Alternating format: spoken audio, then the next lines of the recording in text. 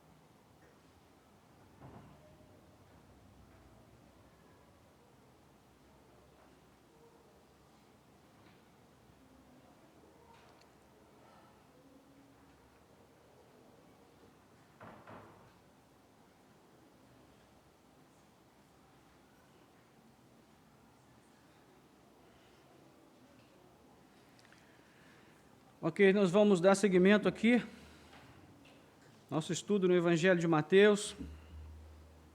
Chegamos à lição 45.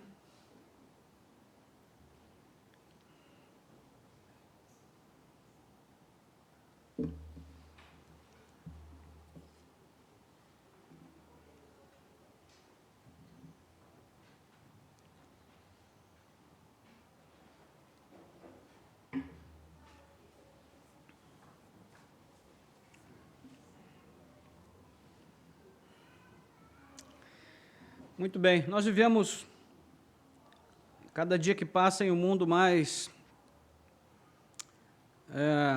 cheio de especialistas. A gente hoje tem especialista para tudo que é lado, né?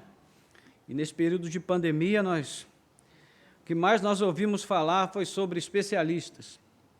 E com todo esse número de especialistas, a conclusão que a gente chegou é que a gente ainda não sabe nada, né? E ainda não tem nenhuma solução definitiva e satisfatória para essa questão. Então, isso mostra que a gente ainda precisa que esses especialistas se especializem mais, né? Para que eles possam nos ajudar mais a encontrar soluções para esses grandes problemas que a gente enfrenta. Mas uma das coisas que nós também temos percebido é a quantidade de especialistas no meio da igreja, no povo de Deus, né?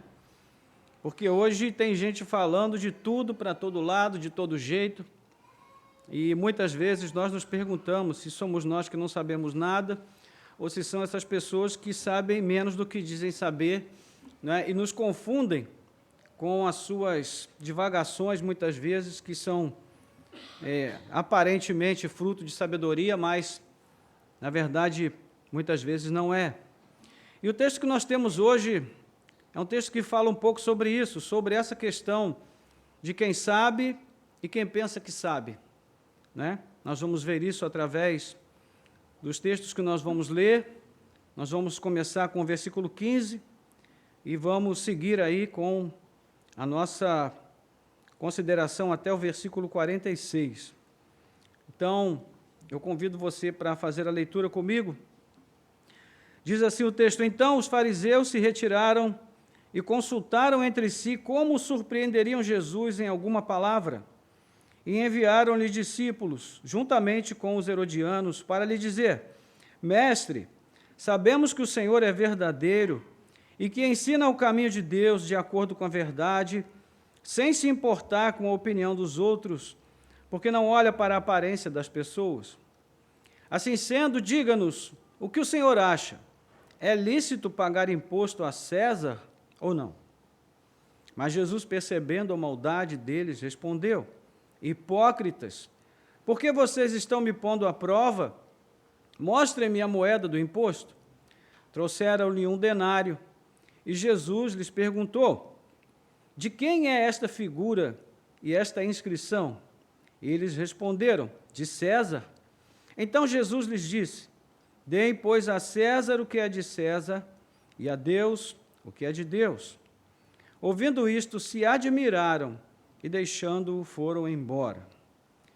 No primeiro momento, vamos parar aqui com a nossa leitura, mas eu peço que você mantenha aberta a sua Bíblia, porque nós vamos seguir depois até o verso 46, ok? Vamos orar. Nosso Deus e Pai, graças te damos pela alegria e o privilégio santo de podermos ter mais uma vez a Tua palavra aberta diante de nós. Obrigado, Senhor, por essa experiência que mais uma vez o Senhor nos permite ter na manhã desse dia, para que nós possamos aprender mais e crescer no conhecimento e na graça do Senhor. Pedimos a Tua instrução, a Tua direção, a unção do Teu Espírito Santo, para que nós possamos falar, não apenas, ó Deus, por tudo aquilo que nós enxergamos claramente na Tua palavra, mas também, Senhor, as coisas que estão ocultas aos nossos olhos, que elas sejam reveladas aos nossos corações agora, mediante a Tua presença manifesta entre nós. Pedimos a graça do Senhor, a Tua direção e a Tua bênção, e oramos assim com gratidão, em nome de Jesus. Amém. Glória a Deus. Muito bem. O ambiente do nosso texto está carregado de controvérsias, de oposição contra Jesus, e nós vimos recentemente como ele entrou em Jerusalém disposto a revelar que ele é o Messias de Israel. E mais, ele foi ao templo e confrontou ali os líderes religiosos por eles terem transformado aquele lugar que deveria ser uma casa de oração num covil de aproveitadores, de mercadores da fé. Então, no domingo passado, nós refletimos sobre as passagens que foram imediatamente posteriores a isso, quando Jesus vai falar da figueira estéril, que é uma ilustração da esterilidade da religião oficial de Jerusalém. Ele também, no templo, vai ser questionado pelos sacerdotes e anciãos sobre qual seria a fonte da sua autoridade, mostrando o desconforto daqueles líderes com as obras e palavras que Jesus realizava, e com isso as multidões se encantavam cada vez mais com ele e o admiravam. Depois nós vamos ver nós vimos também Jesus propondo 3 parábolas que falavam, de um modo geral, sobre consequências da incredulidade em relação a ele. Ou seja, quais as consequências que virão sobre aqueles que não creem no Messias, sobretudo as autoridades religiosas, que haviam rejeitado a Jesus como Messias. Então, a consequência é que eles ficariam de fora do reino dos céus. E Mateus nos informa que os principais sacerdotes e os fariseus, ouvindo estas palavras, entenderam que Jesus falava a respeito deles, nessas parábolas que ele havia contado. No verso 45 do capítulo 21, nós vimos aí os principais sacerdotes e os fariseus, ouvindo estas parábolas, entenderam que Jesus falava a respeito deles. E, embora quisessem prendê-lo, tinham medo das multidões, porque estas o consideravam como profeta. É a segunda vez, em pouco tempo, que nós vemos a afirmação de que Jesus era profeta. Nós acabamos de ver isso no capítulo 21, há poucos dias, quando, no verso 11, essa declaração também é feita, de que Jesus é o profeta. Ou seja, o clima agora é de franca hostilidade contra Jesus. Os líderes religiosos tinham por certo que a solução para todos os seus problemas estava em silenciar Jesus. Então, isso daqui é mais ou menos como aquelas discussões, entre uma pessoa que tem o conhecimento do que fala e a outra que acha que tem o conhecimento do que fala, como nós adiantamos aqui.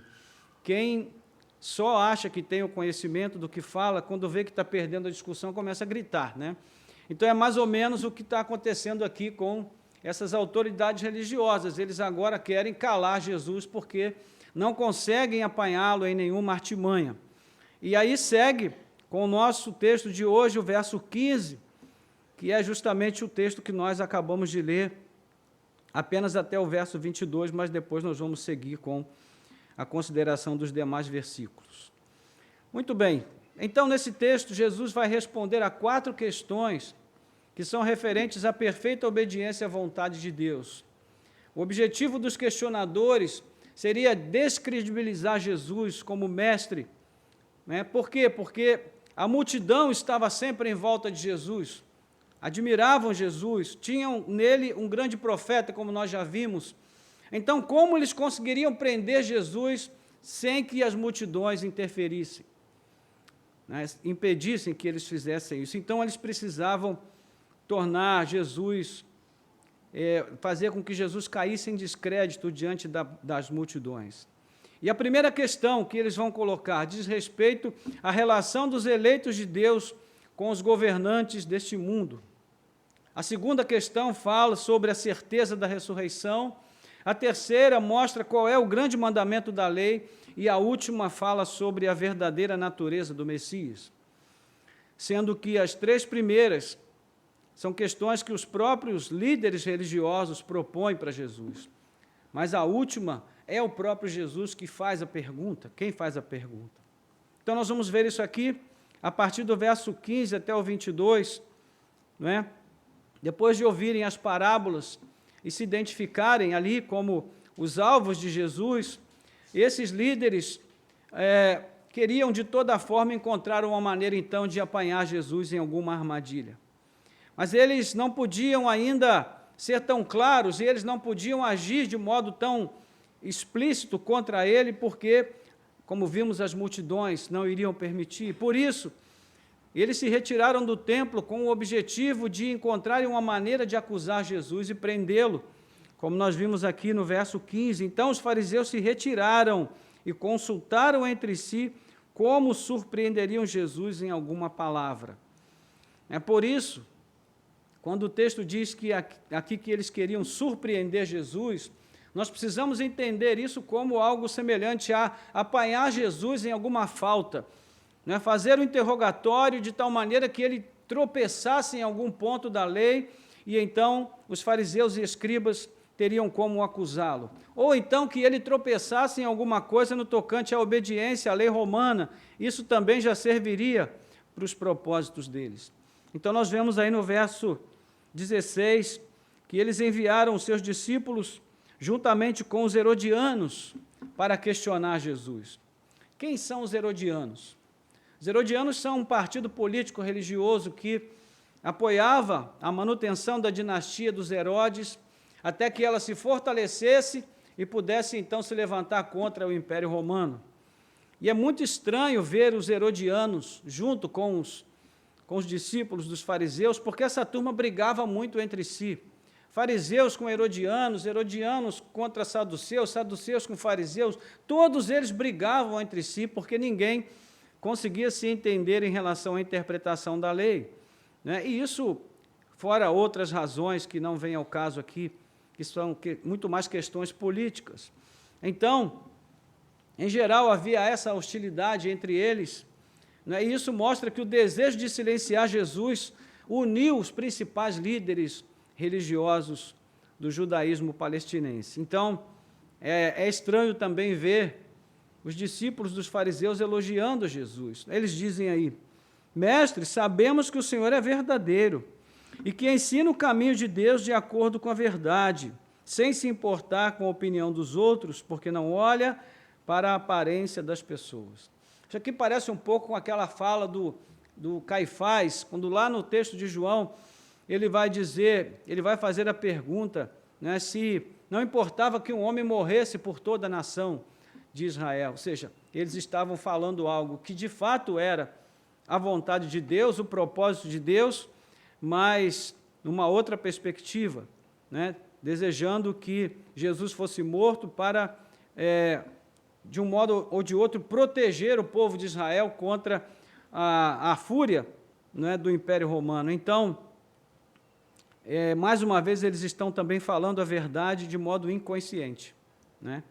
Então, aqui nós vemos que tudo isso mostra para nós o quanto a pessoa de Jesus mexia com esses líderes. E é interessante que até mesmo para atacar Jesus, né, a pessoa de Jesus conseguiu unir esses partidos tão diferentes, tão divergentes e tão briguentos entre si. E nós vamos ver isso aí no transcorrer do curso do nosso texto, né? Nós vamos perceber o quanto isso é claro aqui, o quanto eles conseguiram se aproximar com o objetivo de destruir Jesus. Aí o texto diz que, assim sendo, eles perguntando, assim sendo, diga-nos o que o senhor acha, é lícito pagar imposto a César ou não? É lícito pagar imposto a César ou não? Essa é uma questão que muitos crentes hoje se perguntam, né? É da vontade de Deus que a gente pague uma carga tributária tão alta? Então a resposta vai vir aqui para nós, irmãos. Não é a que a gente gostaria de ouvir, mas é aquela que Jesus nos dá, né? Então, esse é o tipo da pergunta capciosa, que tenta induzir alguém ao erro, né? E Jesus aqui no caso, né, estava muito ciente do que estava acontecendo, porque ele sabia qual era o objetivo no coração deles. No verso 18 vai dizer aí que ele percebeu a maldade deles, a hipocrisia nos seus corações. Mas para a gente entender isso aqui, nós precisamos ter em mente algumas coisas. Primeiro, naquele período, os judeus tinham que pagar 3 tipos de impostos diferentes. Um era o tesouro do templo, que era o tesouro das 2 dracmas.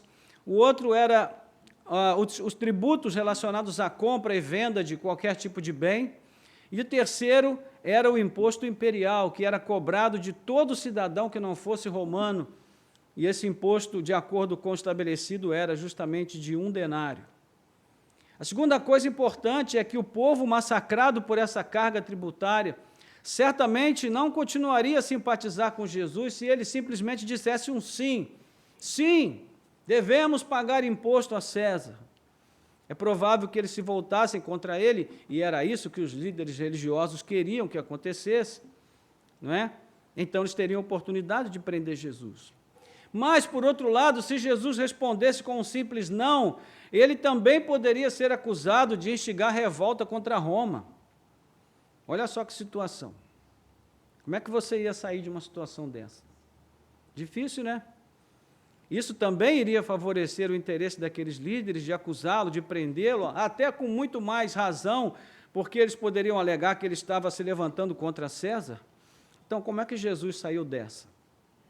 Aí, versos 18 a 22, Jesus, percebendo a maldade deles, respondeu, hipócritas, por que vocês estão me pondo à prova? Mostrem-me a moeda do imposto. Trouxeram-lhe 1 denário, e Jesus lhes perguntou, de quem é esta figura e esta inscrição? Eles responderam, de César. Então Jesus lhes disse, deem, pois, a César o que é de César, e a Deus o que é de Deus. Ouvindo isto, se admiraram, e deixando-o foram embora. Parece que na compreensão dos judeus em geral, a submissão a César significava antagonismo a Deus, de modo que, para eles, ou a pessoa se submetia a um ou a outro. Chega a ser engraçado, né, ver o esforço desses líderes, escribas, fariseus, sacerdotes, para levar Jesus a algum tipo de erro. Eles estão lidando com nada menos do que a própria sabedoria encarnada, né? Mas eles não sabiam e não criam nisso. Mas eles, então, insistiam nessas pegadinhas. E o que nós aprendemos com a resposta de Jesus? Primeiro, ele vai acusar, de novo, de hipocrisia aqueles líderes. E essa era a marca da religião oficial, a hipocrisia. Um culto vazio, onde o coração não estava presente, né? Muito pelo contrário, estava longe de Deus, embora os lábios estivessem ali proferindo palavras de louvor. Então, suas ações, que eram reprováveis de todas as formas, eram apenas um reflexo do que havia nos seus corações maus, hipócritas. Outra coisa importante que Jesus vai também mostrar aqui, né, que nós vamos aprender aqui nessa exposição de Jesus, é a respeito da maneira como as coisas eram feitas naquele tempo para conduzir a submissão a Roma a um processo de idolatria, porque a moeda do imposto era de 1 denário, e é essa moeda que trazia justamente a figura de Tibério César, uma inscrição, filho do divino Augusto. E divino Augusto foi o título dado ao primeiro imperador romano Otaviano, que era considerado Deus, né? E o Senado romano, então, deu a ele esse título de divino Augusto, ou seja, o máximo, aquele que está acima de todos, soberano, magnífico e coisas assim. Então, você, de certo modo, pode entender a angústia de muitos judeus, né, que lidavam com essa questão. Será que nós não estamos sendo idólatras, prestando culto a Roma, quando nós nos submetemos a pagar o imposto? Havia muitas questões envolvidas aqui. Mas a resposta de Jesus, que parece assim um pouco ambígua, não é, embora pareça. Ela é precisa, porque ele defende o pagamento do imposto, né? Porque é uma obrigação instituída pelo sistema. E porque aquele sistema está debaixo do governo e autoridade do próprio Deus, o povo de Deus precisa se submeter a ele. Veja depois Romanos capítulo 13, quando Paulo vai falar sobre isso, ele diz que não há autoridade que não seja constituída por Deus. E se levantar contra a autoridade constituída por Deus, é se levantar contra o próprio Deus. O que Paulo está dizendo ali, de certa forma, é um desdobramento do que Jesus está colocando aqui, ou seja, a submissão devida ao Império Romano também se devia à submissão que era pertinente à vontade de Deus.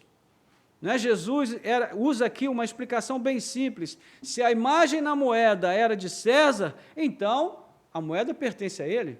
Dê a ele o que pertence a ele. Não é? A César o que é de César, mas também deem a Deus o que pertence a Deus, ou seja, as suas vidas, o seu culto. Por isso, é importante que a gente entenda aqui essa distinção, irmãos. A nossa submissão ao sistema vai até o momento em que o sistema exige de nós o nosso culto e a nossa veneração ao sistema. Até o momento em que o sistema nos manda fazer coisas, nos obriga a fazer coisas que vão contra a palavra de Deus. Esse é o momento de nós rompermos com a nossa submissão ao sistema.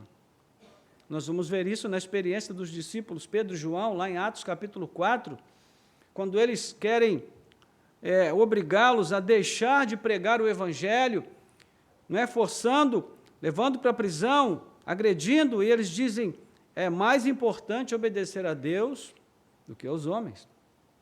Mas enquanto isso não acontece, enquanto nós não nos vemos diante desse dilema, o nosso papel como cristãos é obedecer à autoridade constituída por Deus. Isso não quer dizer concordar com a autoridade, isso não quer dizer fazer parte do sistema que é opressor, ou seja lá o que for, mas nos submeter ao que é estabelecido, porque nós tememos a Deus. Via de regra, nós, como evangélicos no Brasil, também temos essa visão meio dicotômica da realidade. Para nós, nos submeter a um governante ímpio, é levantar-se contra Deus. Isso não é verdade, irmãos. Porque a situação que eles viviam aqui era muito pior do que a situação que nós vivemos hoje. Então, nós devemos procurar andar com correção dentro da lei e de tudo aquilo que é instituído, né, pelo nosso governante, ainda que ele não seja um governante justo. Ok? É o que a palavra de Deus nos ensina aqui, é o que nós estamos aprendendo com essa passagem. Né? Porque tudo pertence a Deus. Só ao Senhor é que nós devemos prestar culto. Só a Ele que nós devemos render adoração. Só a Ele que nós devemos entregar a nossa vida. Ou seja, então, o culto ao imperador estava fora dessa previsão de Jesus. E mais uma vez os discípulos dos fariseus e os herodianos se admiraram, o deixaram e foram embora. Ficou alguma dúvida em relação a isso? Alguém quer tirar alguma dúvida?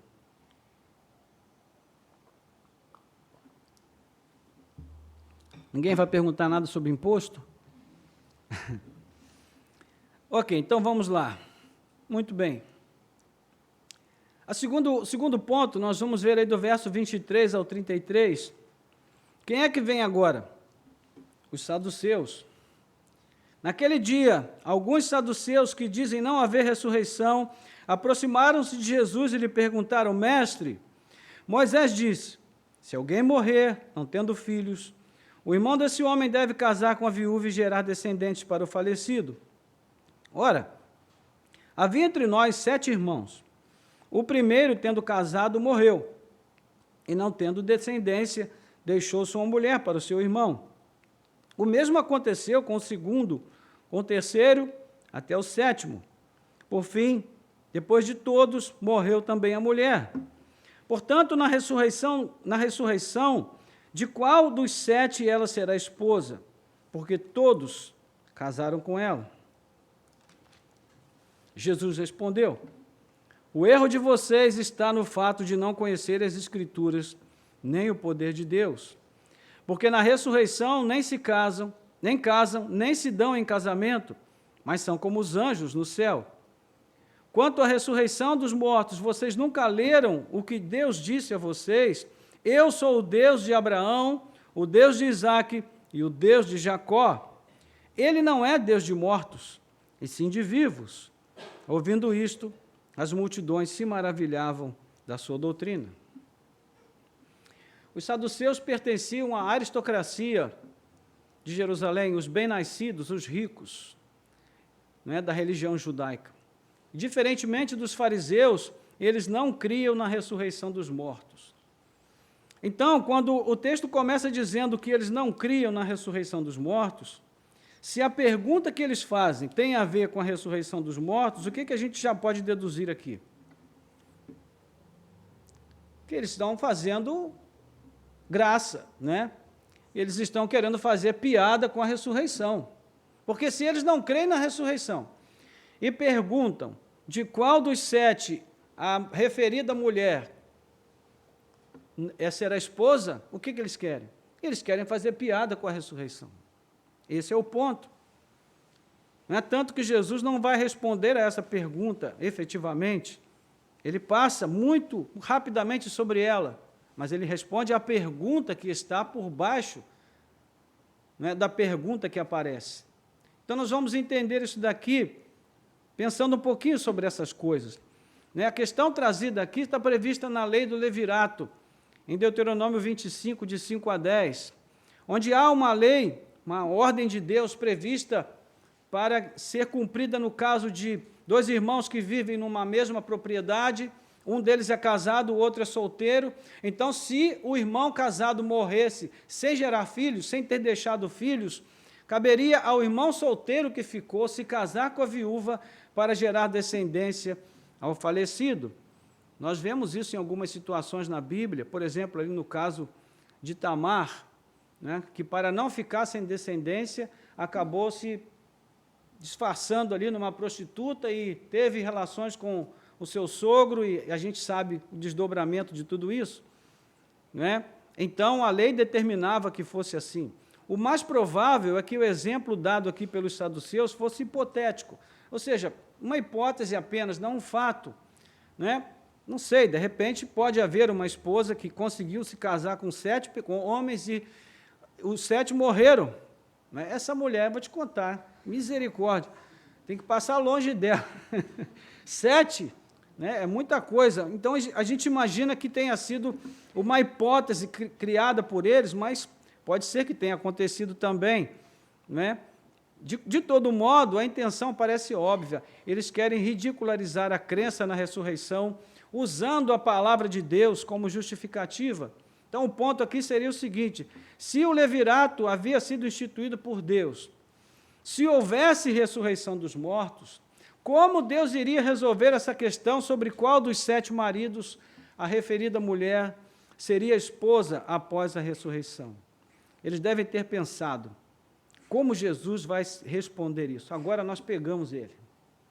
Agora não vai ter escapatória. E aí Jesus vai tratar da situação também de um modo muito simples e assertivo. Primeiro, ele desarma os saduceus, afirmando que eles interpretam as Escrituras de forma errada. Eles não conhecem a Bíblia direito. Eis aí o cerne da questão. A má interpretação leva à má compreensão, que, por sua vez, produz distorções, absurdos e heresias.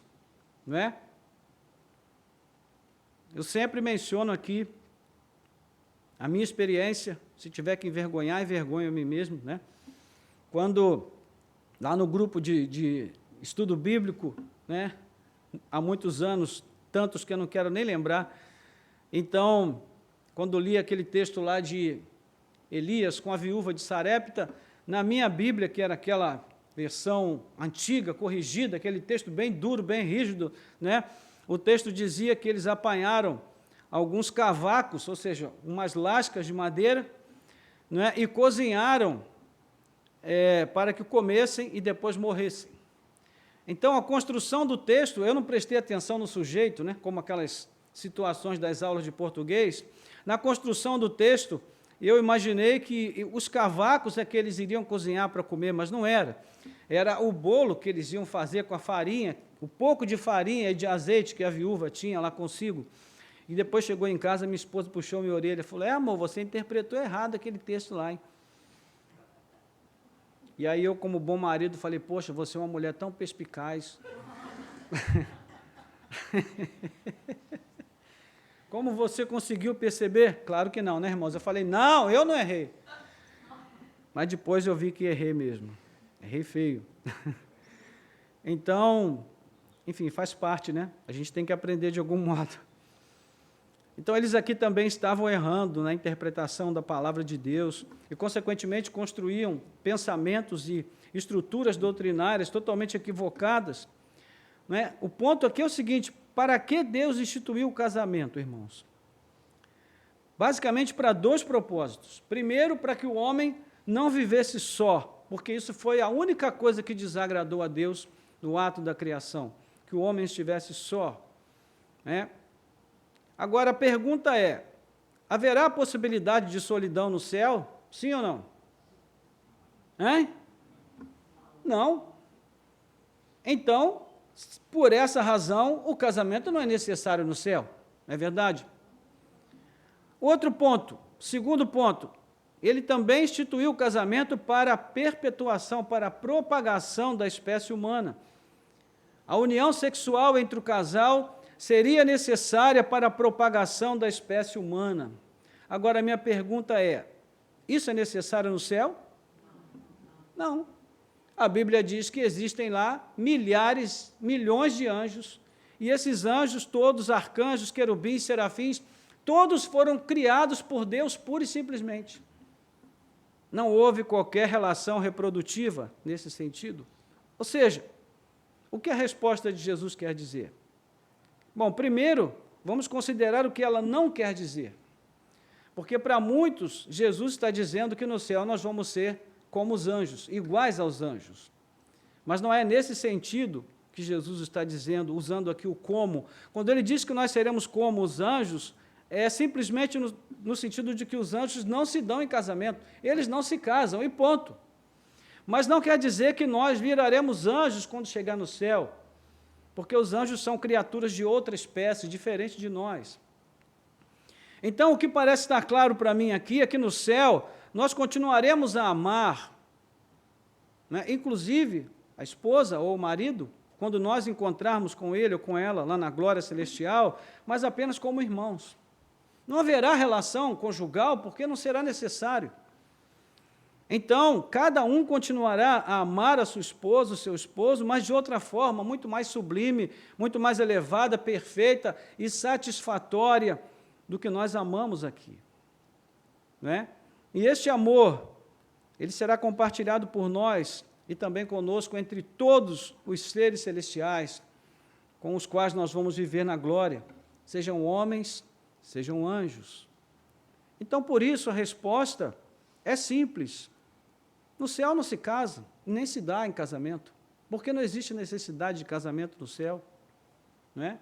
Aquela história lá dos que acreditam, né, que vão para o céu e vão viver ali num paraíso maravilhoso, onde vão ter 7 esposas, como determinadas religiões acreditam por aí, isso é uma crença furada, totalmente furada.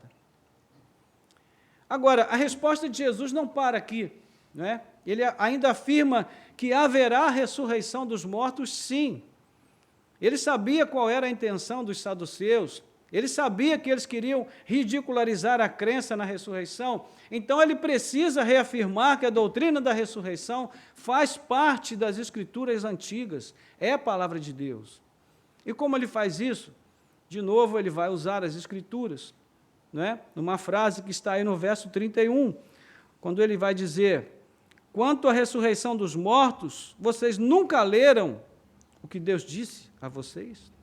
Mais uma vez, Jesus usa aquela frase que deixa as autoridades nos cascos, né? Vocês nunca leram?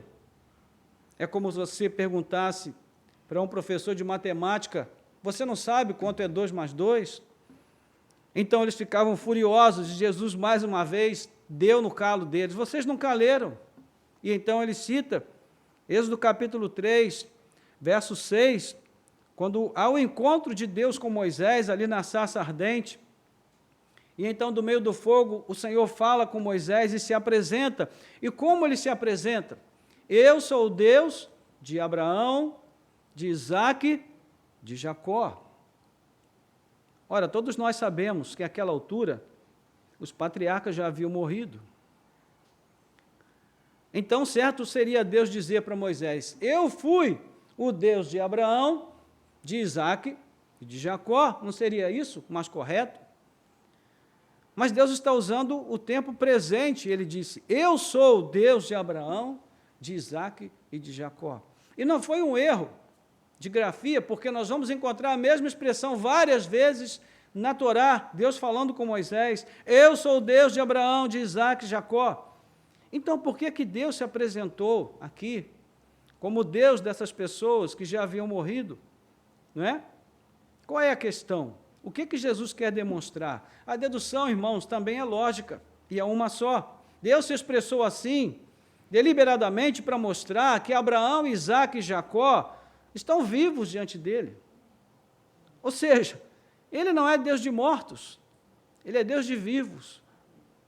Portanto, esse texto da Torá traz uma clara evidência de que haverá ressurreição para todos os que creem, e ponto final. Amém? Como é que nós pensamos na ressurreição aqui?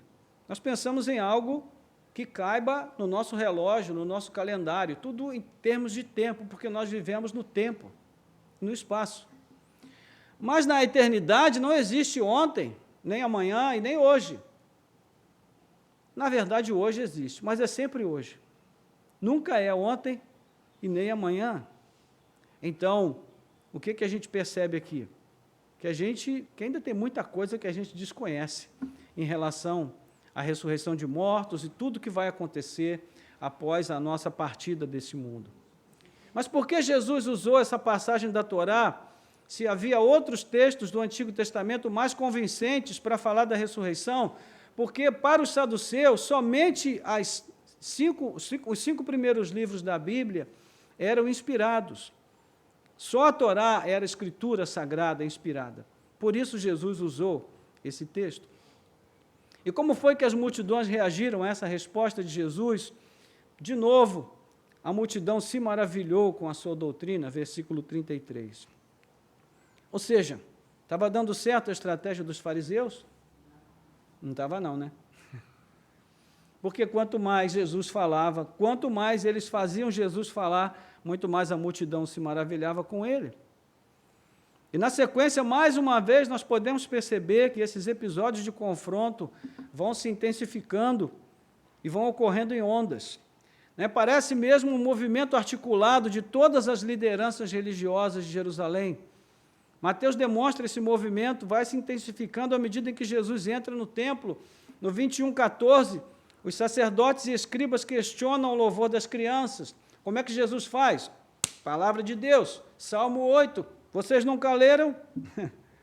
E então ele diz: da boca das crianças tiraste o mais perfeito louvor. 21:23, sacerdotes e anciãos perguntam sobre a autoridade de Jesus, e Jesus então cria ali um silogismo com eles, e eles não conseguem responder o que Jesus pergunta, e ele diz: tampouco eu vou responder a vocês com que autoridade eu faço essas coisas. No 21:46, os sacerdotes e fariseus querem prender Jesus. No 22:15, após a resposta de Jesus, eles se retiram e envia uma delegação formada pelos seus discípulos e os herodianos para questionar Jesus sobre o imposto. E quando esse grupo se retira, de novo admirados com a resposta de Jesus, vêm os saduceus no mesmo dia para questionar Jesus sobre o casamento na ressurreição. Por fim, quando os fariseus viram que os saduceus tinham falhado, que Jesus tinha silenciado aqueles líderes, eles voltaram com uma nova rodada de perguntas, mas agora enviaram apenas um intérprete da lei. Versículo 34. Então os fariseus, sabendo que Jesus havia silenciado os saduceus, reuniram-se em conselho. Eu acho muito engraçado essa sucessão de eventos aqui, porque, ao mesmo tempo em que eles parecem incansáveis, eles também parecem muito tolos de achar que podem apanhar Jesus em alguma armadilha, não é? E um deles, intérprete da lei, querendo pôr Jesus à prova, perguntou-lhe: Mestre, qual é o grande mandamento da lei? Jesus respondeu, vamos ler juntos? Ame o Senhor, seu Deus, de todo o seu coração, de toda a sua alma, de todo o seu entendimento. Este é o grande e primeiro mandamento. E o segundo, semelhante a este, é: ame o seu próximo como você ama a si mesmo. Destes dois mandamentos dependem toda a lei e os profetas. O que temos aqui diante de nós também é muito significativo, irmãos. Porque os líderes judaicos, os rabinos, os intérpretes da lei, eles tinham o hábito de quantificar e qualificar os mandamentos. Isso era muito comum entre eles. E eles catalogaram 613 mandamentos ao todo e julgavam ser uma questão de grande relevância definir quais seriam os mandamentos mais ou menos importantes. Como passavam ali horas a fio discutindo essas minúcias da lei, esses escribas estavam prontinhos para debater com Jesus se a resposta de Jesus fosse contrária àquilo que agradaria aos líderes religiosos. Então é certo que isso poderia chamar a atenção das multidões para a sabedoria dos líderes religiosos e diminuir a influência de Jesus sobre o povo. Mas como é que Jesus vai responder a esse questionamento? Ele cita o Shema. Vamos lá em Deuteronômio, deixa marcado aí, vamos em Deuteronômio capítulo 6.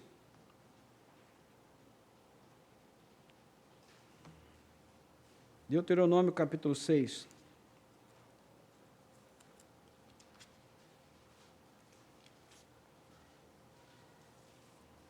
Versículos 4 a 9. Diz assim: Escute, Israel, o Senhor nosso Deus é o único Senhor. Portanto, ame o Senhor seu Deus de todo o seu coração, de toda a sua alma e com toda a sua força. Estas palavras que hoje lhe ordeno estarão no seu coração. Você as inculcará a seus filhos e delas falará quando estiver sentado em sua casa, andando pelo caminho, ao deitar-se e ao levantar-se. Também deve amarrá-las como um sinal na sua mão, e elas lhe serão por frontal entre os olhos, e você as escreverá nos umbrais de sua casa e nas suas portas. É interessante, não é? Que Jesus está sempre respondendo com a palavra de Deus. Ele nunca diz eu acho, eu penso, ele sempre, porque ele poderia fazer isso, porque ele é a própria palavra, o verbo vivo, mas ainda assim ele responde com a palavra para não deixar dúvidas de que o problema daqueles líderes era a má interpretação das Escrituras. Mas Jesus também cita Levítico, capítulo 19, versículo 18. Levítico 19, versículo 18. Não procure vingança, nem guarde ira contra os filhos do seu povo, mas ame o seu próximo, como você ama a si mesmo. Eu sou o Senhor. Olha só. Na prática, o que Jesus está fazendo é resumir as chamadas duas tábuas da lei, não é? De um lado, Amar a Deus significa obedecer aos mandamentos relativos ao Senhor. Não terás outros deuses diante de mim, não farás imagem de escultura, não tomarás o nome do Senhor em vão, guardarás o 7º dia, que é o sábado do Senhor. E de outro lado, a segunda tábua, amar ao próximo quer dizer obedecer aos mandamentos referentes ao próximo. Não matarás, não adulterarás, não furtarás e assim por diante. E esta é a chamada lei moral do Senhor, aquela que define os nossos relacionamentos com Deus e com o nosso próximo. Jesus afirma que desses dois conjuntos de mandamentos dependem toda a lei e os profetas. Por quê? Porque tudo que é dito na lei e nos profetas parte desse mesmo ponto, desse mesmo princípio. Se você prestar atenção, você vai ver que o Novo Testamento está cheio de exemplos onde esses dois mandamentos são considerados juntos. Quando João escreve, por exemplo, a primeira carta, ele vai dizer, lá no capítulo 2, se não me trai a memória, a respeito da relação que existe entre amar a Deus e amar o próximo. E ele diz, como posso dizer que eu amo a Deus a quem não vejo, se eu não amo ao meu próximo a quem vejo? Então, essas duas coisas caminham juntas. E observe que é justamente o amor a Deus que nos habilita a amar o nosso próximo. Por isso, o amor a Deus vem primeiro, não é? Consequentemente, o amor a Deus nos leva a buscar toda a sua vontade. E foi essa a missão dos profetas, levar o povo do Senhor de volta à vontade de Deus. Então, como nós podemos aplicar isso à nossa realidade hoje? Nós precisamos voltar a esse princípio, irmãos. Precisamos voltar a amar a Deus acima de tudo. Porque isso é algo que tem sido perdido de vista por nós, igreja evangélica do século 21. Nós devemos confessar com toda sinceridade do nosso coração que Deus não tem sido o primeiro nas nossas vidas. Que Ele não tem tido o primeiro lugar nas nossas escolhas, nas nossas decisões, que nós não nos aconselhamos com Ele antes de fazermos as nossas escolhas e que nós temos colocado muitas coisas antes de Deus nas nossas vidas. Então, nós precisamos voltar, dar um passo atrás e dizer, Senhor, me arrependo.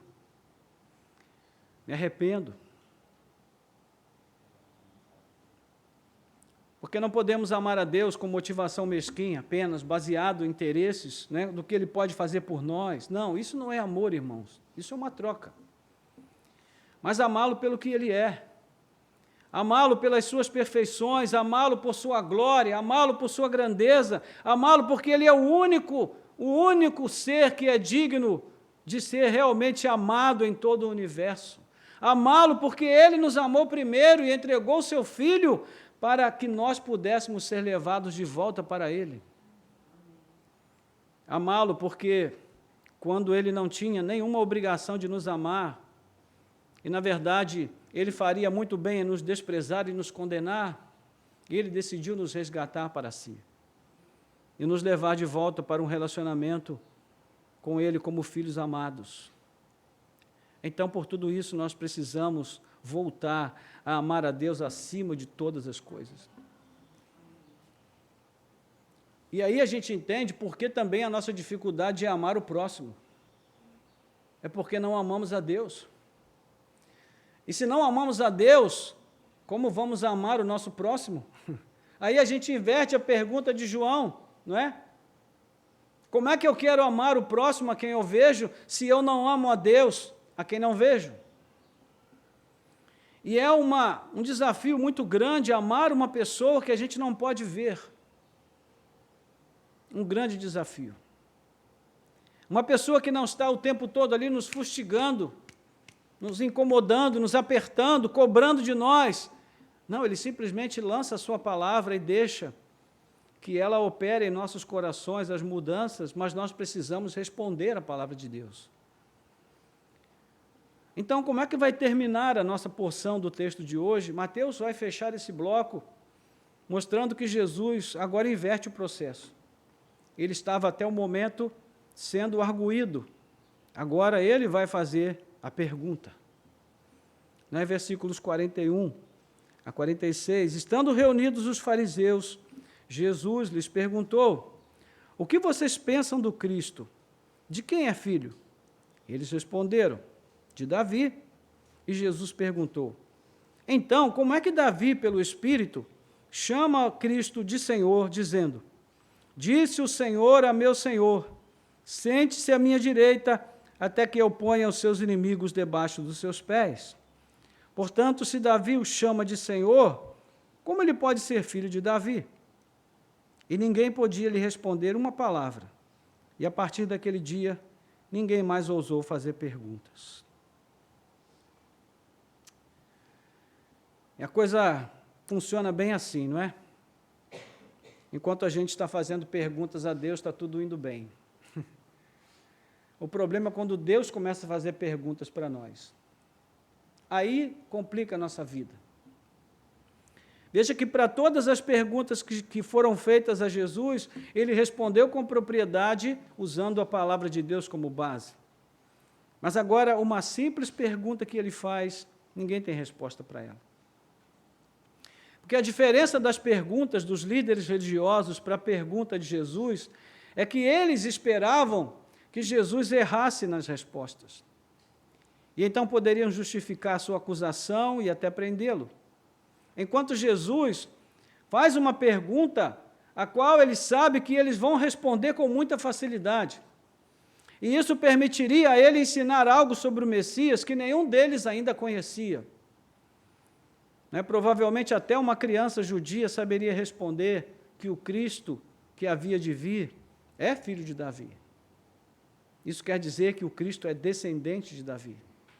O nome Cristo é, na verdade, um título, já falamos sobre isso várias vezes aqui, é o equivalente, no grego para o termo hebraico Messias, que quer dizer ungido, o ungido. A expectativa pela vinda do Cristo Messias existe desde o momento em que Deus pronunciou uma sentença sobre o primeiro casal após a queda lá no Éden. Então, depois de ter sentenciado Adão, Eva e a serpente, o Senhor vai dizer que a semente da mulher será levantada, que ela haverá de viver em conflito com a semente da serpente, e a semente da mulher pisaria a cabeça da serpente. Gênesis 3, versículo 15, a primeira promessa de um Messias que viria para libertar o homem do jugo da serpente. Então, aquele que pisa a cabeça da serpente é também o descendente de Abraão, que por sua vez é o descendente de Davi. Ou seja, o descendente de Abraão, por extensão, é o descendente de Davi. Por isso, Mateus inicia o evangelho dizendo que Jesus é filho de Abraão e filho de Davi. Mas a questão que Jesus propõe é intrigante demais para eles. Se o Cristo é filho de Davi, como é que Davi, movido pelo Espírito Santo, chama o Cristo de Senhor? E aqui é importante que a gente pare para pensar que Jesus está validando a inspiração divina das Escrituras, porque ele diz que Davi fala pelo Espírito. Ou seja, não é uma declaração poética apenas, é uma declaração profética movida pelo Espírito de Deus. Jesus está dizendo que as Escrituras são inspiração divina, que elas vêm por inspiração divina. Então, Jesus cita o Salmo 110, e este é um salmo messiânico, ou seja, ele é composto dentro do universo da promessa feita a Davi, 2 Samuel 7, de que um de seus descendentes seria ungido por Deus como um rei, cujo reino jamais teria fim. Não é? No tocante a esse rei, que viria também, ele seria filho de Deus. 2 Samuel 7,14. Vamos até o Salmo 110, já estamos quase terminando aqui.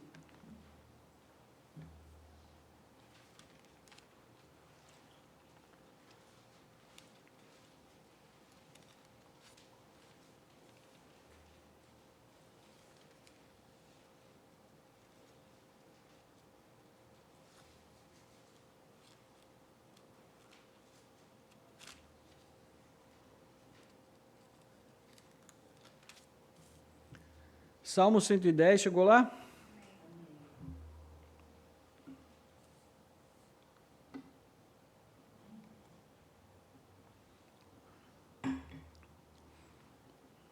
Diz assim: disse o Senhor ao meu Senhor, sente-se à minha direita, até que eu ponha os seus inimigos por estrado dos seus pés. Dê uma olhada aí no rodapé da sua Bíblia. Quantas referências existem aí deste salmo no Novo Testamento? Vamos ver quem é bom de conta, para falar aí rapidamente. Até a outra página. Hein? Na sua não tem? Então a sua não é correta, não. Quem tem notinha de rodapé aí, vai contando. 17. 11. É porque ainda tem mais duas lá na outra página. Hebreus 5, 6. Aliás, 3. Hebreus 5, 6, 6, 20, 7, 17 e 21. Esse é um dos salmos, na verdade, é o salmo mais citado no Novo Testamento. E ele é citado em que contexto? Ele é citado se referindo à pessoa de Jesus. E aqui o próprio Jesus vai citá-lo. Então, voltemos à pergunta: se o Cristo é filho de Davi, fique de olho aí no Salmo 110, né? Como é que Davi, movido pelo Espírito Santo, chama o Cristo de Senhor? A pergunta de Jesus é relevante, principalmente dentro da cultura judaica. Por quê? Para aquela cultura, um filho nunca poderia ser maior do que o pai. Então, se o Cristo é filho de Davi, né, torna-se impróprio que Davi se refira ao seu filho chamando-o de Senhor. Porque veja, o que é que diz aí o texto? Disse o Senhor ao meu Senhor. Quem está falando? Davi. Mas a conversa é entre quem? A conversa é entre o Senhor, com caixa alta, e o Senhor, com letra minúscula. Então, a gente precisa entender quem é que está envolvido nessa conversa, não é? Para aquela realidade ali, isso passou batido, mas Jesus então vai mostrar: olha, a gente tem muito mais coisa aqui do que a gente pode imaginar. Se o Cristo é filho de Davi, e Davi está chamando ele de Senhor, o que Jesus pretende com essa questão? Então, observe o seguinte, e aqui eu vou seguir a explicação do saudoso R.C. Sproul. Ele vai dizer que a grafia para Senhor é feita com todas as letras maiúsculas, ou seja, caixa alta. Aí você vai ver, ó, disse o Senhor, caixa alta. Isto significa que esse termo se refere a Yahvé, o nome de Deus que foi revelado lá no deserto a Moisés, o grande eu sou, né? Em seguida, temos o termo Senhor em minúsculo, o que se refere ao título Adonai, que quer dizer soberano.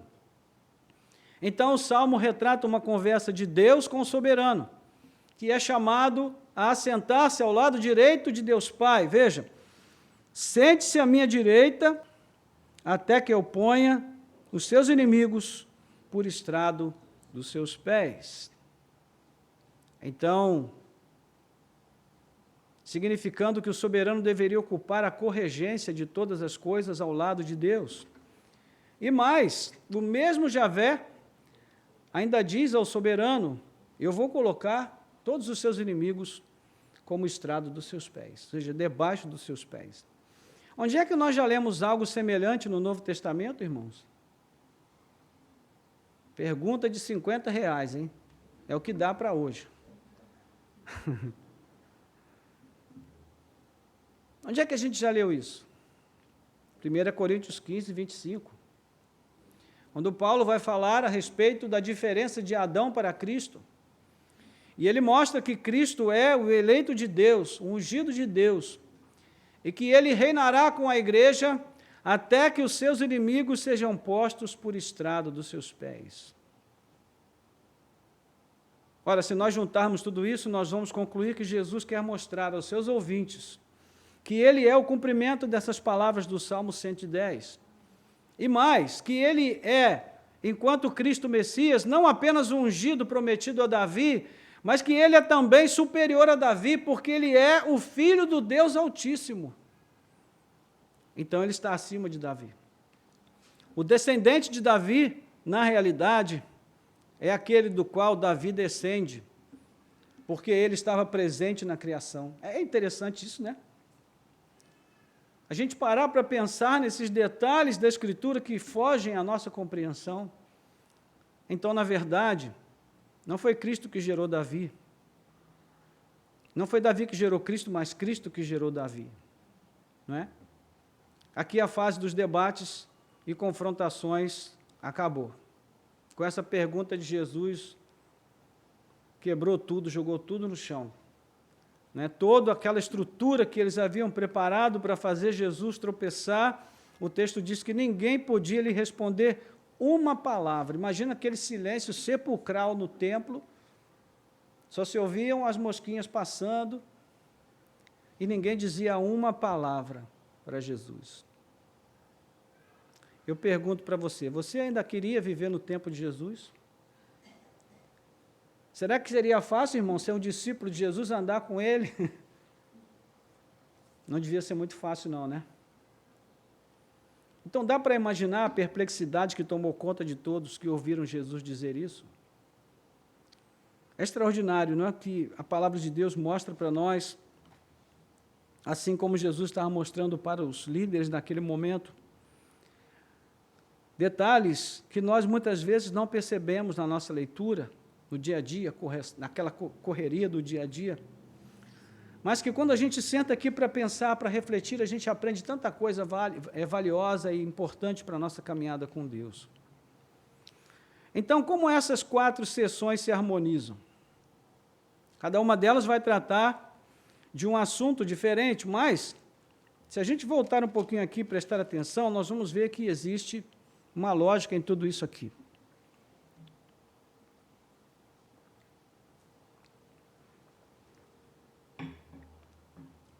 A primeira questão, relacionada a se deve pagar imposto a César ou não, ela se refere à sabedoria. A sabedoria de Cristo para responder uma questão difícil, que tinha a intenção de fazê-lo tropeçar, a sabedoria bíblica, né? Pois Cristo é a própria sabedoria. A segunda questão tem a ver com doutrina, e também exigia o conhecimento e a capacidade de Cristo para responder adequadamente à pergunta, e ele se mostrou plenamente capaz. E você vai perceber que existem alguns motes aqui, algumas frases que vão se repetindo no texto, né? Como, por exemplo, Jesus pergunta, vocês nunca leram? E ele pega e usa o texto e explica a sua interpretação correta das Escrituras. Um outro mote que existe também é que, basicamente, em todos os finais aqui, nós vemos que as multidões se admiravam cada vez mais dele. E um outro texto ainda, uma outra frase que vai se repetir, não é? É que, se retirando os escribas e fariseus, procuravam outro meio para apanhar Jesus em alguma dificuldade, em alguma armadilha. Então, nós temos aqui um texto típico de controvérsia. Não é? Do verso 34 adiante, a palavra que definiria isso daqui é o conhecimento das Escrituras. E o último texto, né, vai mostrar a verdadeira face do Messias, o Messias de Israel. Ele não era apenas descendente de Davi, mas ele também é Deus, é pessoa divina. Louvado seja o nome do Senhor. Então, irmãos, olhando para tudo isso, o que Mateus quer mostrar aqui é que Jesus é o único rabino realmente autorizado e competente para interpretar as Escrituras.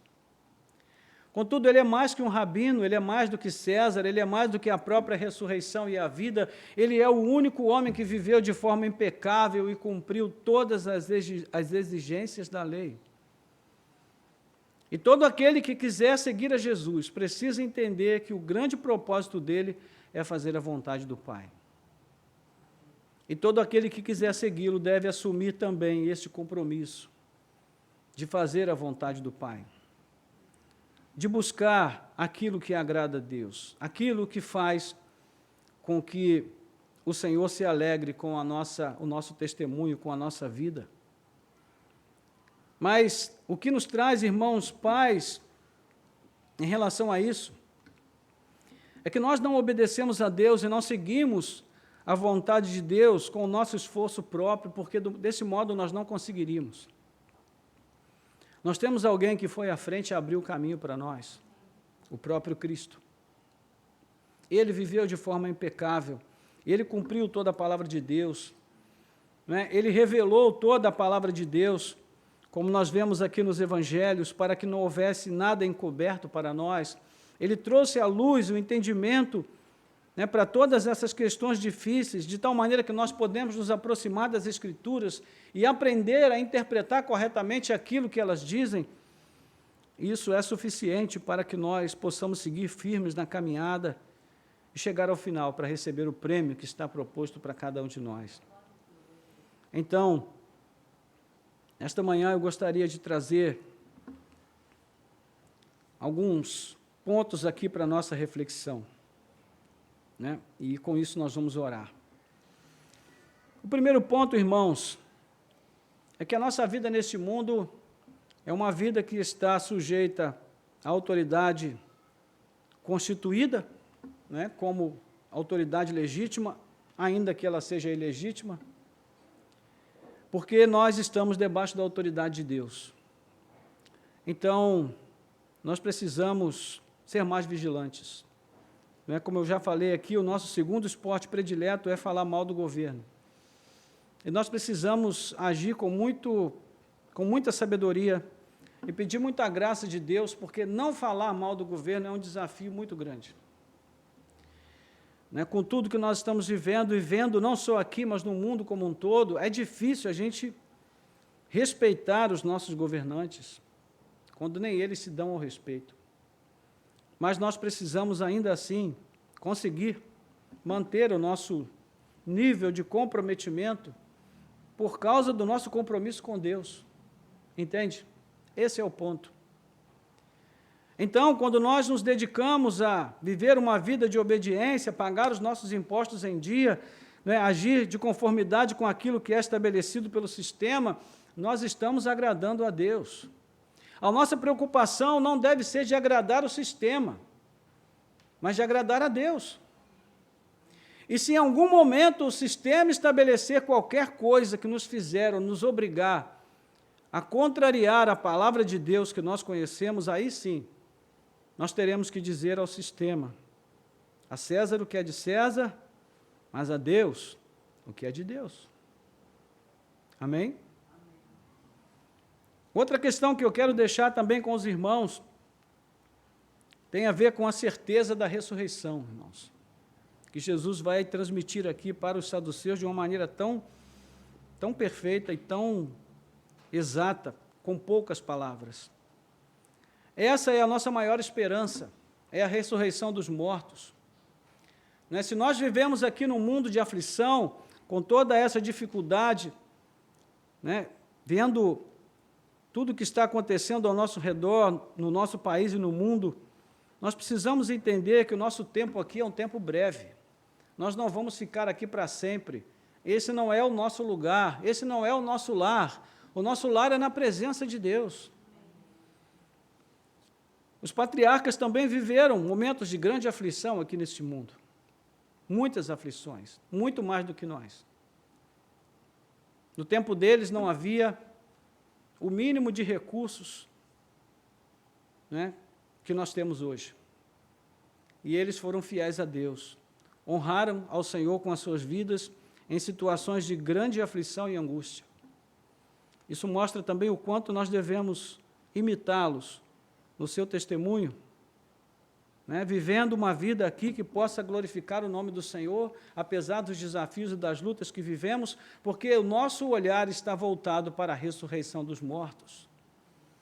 E Paulo vai dizer, 1 Coríntios 15, no mesmo texto que nós lemos, que se não houvesse ressurreição dos mortos, nós seríamos os mais miseráveis de todos os homens, porque nós cremos numa mentira. Mas Paulo diz, certamente há ressurreição dos mortos, porque Cristo ressuscitou e nós também ressuscitaremos com Ele. O terceiro ponto diz respeito ao nosso relacionamento de uns com os outros, baseado no nosso relacionamento com Deus. Nós não podemos amar o outro se nós não amarmos a Deus. Vamos pensar sobre isso na perspectiva do casamento. Quanto mais nós amarmos a Deus, mais feliz vai ser o nosso casamento, irmãos. Sabe por quê? Porque nós vamos respeitar o nosso cônjuge, ele vai nos respeitar e nos amar, porque ele ama a Deus. Nós vamos respeitá-lo e amá-lo porque nós amamos a Deus. Não é porque ele seja amável o tempo todo, embora eu saiba que aqui nesta manhã só tem cônjuge amável, mas por aí tem muitos que não são amáveis, em alguns momentos, né? E são difíceis de amar, é tipo porco-espinho, mas se nós amarmos a Deus, até nesses momentos difíceis, nós seremos capazes de amar o nosso cônjuge. Está vendo, amor? Confia nessa promessa. Fica firme.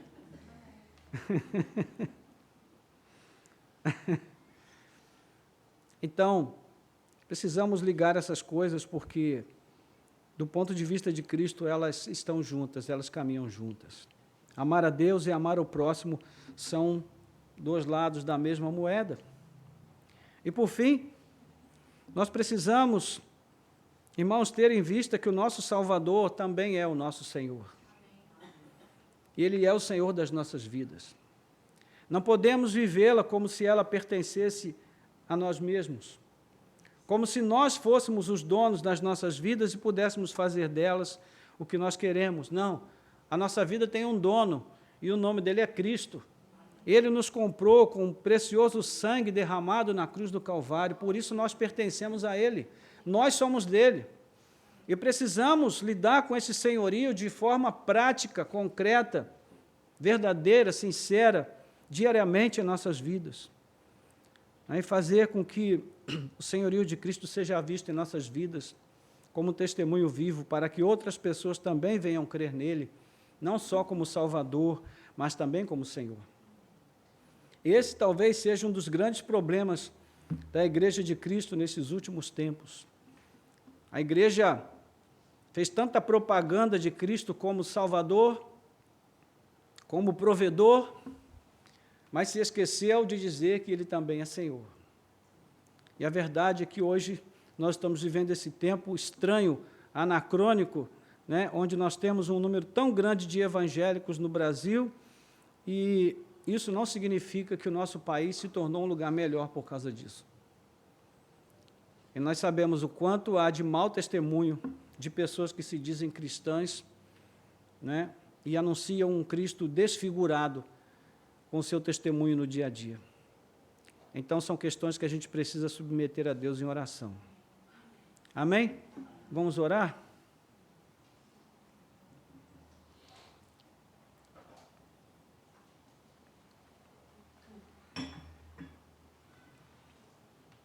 Senhor, nosso Deus e Pai, graças te damos por esta manhã, de oportunidade que mais uma vez o Senhor nos concedeu para que nós pudéssemos estar aqui diante da Tua Palavra, aprendendo, crescendo, também oferecendo cânticos de louvor ao Senhor, desfrutando dessa comunhão tão preciosa para nós.